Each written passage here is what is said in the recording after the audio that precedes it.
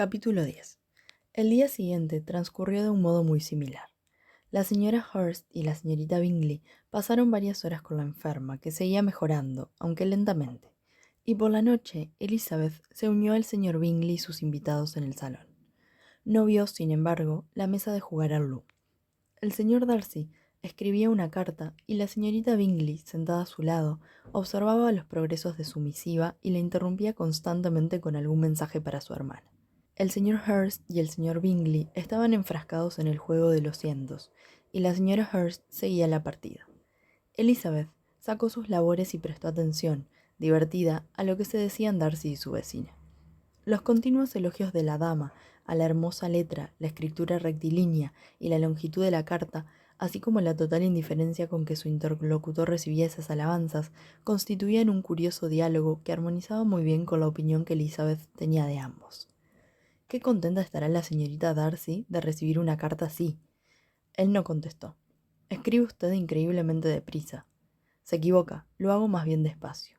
¿Cuántas cartas tendrá ocasión de escribir a lo largo de un año? Y también por cuestiones de negocios. A mí me resultaría odioso. Es una suerte, entonces, que sea yo quien tiene que escribirlas. Por favor, dígale a su hermana que tengo muchas ganas de verla. Ya se lo he dicho, a petición suya. Me temo que no está satisfecho con su pluma. Déjeme que se la corte y afile. Lo hago de maravilla. Se lo agradezco. Pero me gusta hacerlo personalmente. ¿Cómo se las arregla para que sus trazos sean tan uniformes? Darcy guardó silencio. Dígale a su hermana que estoy encantada de saber cuánto ha progresado con el arpa, y cuéntele, por favor, lo entusiasmada que estoy con su precioso diseño para una mesa, y que me parece infinitamente mejor que el de la señorita Grantley. ¿Le importaría que dejase todas sus efusiones para la próxima carta? No me queda sitio en esta para tratarlas como merecen. Oh, no se preocupe, la veré en enero. Pero, ¿le escribe siempre unas cartas tan largas y bonitas, señor Darcy? Suelen ser largas, pero si son o no bonitas es algo que a mí no me incumbe decir. Estoy convencida de que si una persona escribe cartas largas con facilidad, no puede hacerlo mal. Menudo cumplido para Darcy, Caroline, exclamó su hermano. No puede decirse que escriba con facilidad. Se empeña en buscar palabras de muchas sílabas. ¿No es así, Darcy? Mi estilo es muy diferente al tuyo. En efecto, dijo la señorita Bingley, Charles no puede ser más descuidado a la hora de escribir. Se come la mitad de las palabras y emborrona el resto. Mis ideas fluyen con tanta rapidez que no tengo tiempo de expresarlas, de ahí que mis cartas a veces no transmitan nada a mis corresponsales. Su humildad, señor Bingley, dijo Elizabeth, sin duda desarma a sus detractores. No hay nada más engañoso, dijo Darcy, que la falsa modestia. Cuando no es despreocupación por las opiniones, es una manera indirecta de pavonearse. ¿Y a cuál de las dos categorías pertenecería mi reciente despliegue de modestia? A la segunda. No negarás que te enorgulleces de tus defectos al escribir, pues los consideras el resultado de un pensamiento rápido y una ejecución descuidada, algo que, si no admirable, te parece al menos interesante. Todo aquel que posee la capacidad de hacer las cosas con rapidez se siente orgulloso de ello, y no suele prestar atención a las imperfecciones de la ejecución. Cuando esta mañana le has dicho a la señora Bennet que si alguna vez decidías marcharte de Netherfield, lo harías en 5 minutos, lo has hecho como si fuera una especie de panegírico, un cumplido a ti mismo. Y sin embargo, ¿qué puede haber de admirable en una precipitación que dejará a medias cosas muy importantes y no resultará ventajosa en realidad ni para ti ni para nadie? Esto es demasiado, exclamó Bingley, tener que recordar por la noche todas las tonterías que se han dicho por la mañana. Y sin embargo, os aseguro que creía a pie juntillas a lo que decía, y lo sigo creyendo ahora. Al menos, puedo decir en mi defensa que no me arrogué toda esa superflua precipitación solo para presumir delante de las damas. Supongo que lo creías de veras, pero no estoy del todo convencido de que te marchases con tanta celeridad. Tus actos dependerían del azar, como dependen los de todos los hombres que conozco. Y si, al subir a tu caballo, un amigo te dijera, Bingley, convendría que te quedaras hasta la próxima semana, es muy probable que retrasaras la partida, y no tendría que insistir mucho para que te quedaras un mes. Lo único que demuestran sus palabras, señor Darcy, dijo Elizabeth, es que el señor Bingley fue demasiado duro al hablar de sí mismo. Usted ha sido mucho más generoso con él. Le agradezco muchísimo, repuso Bingley, que convierta lo que ha dicho mi amigo en un elogio de mi buen carácter. Pero me temo que no le he interpretado exactamente como él quería. El señor Darcy tendría mucho mejor opinión de mí si en esas circunstancias yo me alejara galopando después de haberme negado rotundamente a quedarme en Netherfield? ¿Acaso para el señor Darcy el hecho de que usted se empeñara en partir disculparía su precipitación inicial? Le aseguro que no sé explicárselo mejor. Tendrá que preguntárselo a Darcy. Pretende que justifique unas opiniones que usted considera mías, pero que yo no he tenido nunca. Suponiendo, sin embargo, que las cosas fueran como usted dice, ha de recordar, señorita Bennet, que el amigo que hipotéticamente deseaba que Bingley se quedara en casa y retrasara su marcha, lo deseaba porque sí, sin esgrimir ningún argumento. Ceder de buena gana, con facilidad, a los intentos de persuasión de un amigo no es ningún mérito para usted. Ceder sin convicción no es un cumplido a la inteligencia de nadie. Tengo la sensación, señor Darcy, de que usted no concede ningún valor a la influencia de la amistad y del afecto. Cuando apreciamos a alguien, a menudo cedemos gustosamente a sus peticiones sin necesidad de que se nos convenza con argumentos. Y no me refiero a un caso como el que acaba de imaginar con el señor Bingley. Tal vez deberíamos esperar a que se dieran las circunstancias antes de discutir la sensatez de su posterior comportamiento. Pero en las situaciones más corrientes, cuando un amigo le pide a otro que cambie una decisión de poca importancia, ¿le parece mal que éste acceda a su deseo sin escuchar ningún razonamiento? ¿No sería aconsejable, antes de seguir con este tema, determinar con mayor precisión el grado de importancia que ha de darse a la petición, así como el grado de intimidad existente entre los implicados? Por supuesto, exclamó Bingley. Oigamos todos los detalles, sin olvidar la estatura y el tamaño de ambos, pues eso tendrá más peso del que usted imagina, señorita Bennet. Le aseguro que si Darcy no fuera tan grande ni tan alto en comparación conmigo, lo trataría con menos deferencia.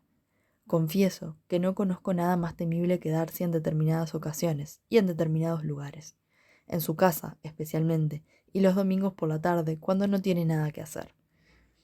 El señor Darcy sonrió, pero Elizabeth creyó advertir que se había ofendido un poco, por lo que contuvo la risa. A la señorita Bingley le pareció indignante que trataran así a Darcy, y reprochó a su hermano que dijera aquellas tonterías. Adivino sus intenciones, Bingley, dijo su amigo. No te gustan las discusiones y pretendes zanjar esta. Es muy posible. Las discusiones se parecen demasiado a las peleas. Si la señorita Bennet y tú posponéis esta hasta que yo salga de la habitación, os lo agradeceré mucho, y entonces podréis decir lo que queráis de mí.